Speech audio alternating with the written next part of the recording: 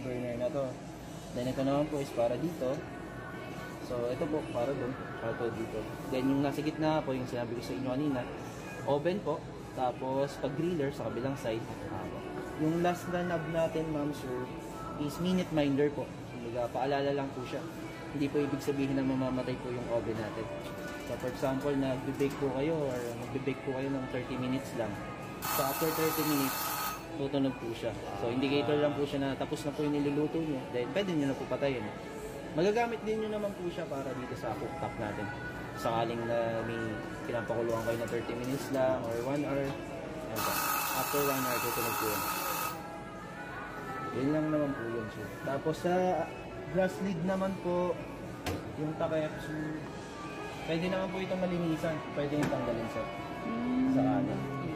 Pag maglilinis kayo, ilayin nyo lang po siya. Tama nyo lang po yun.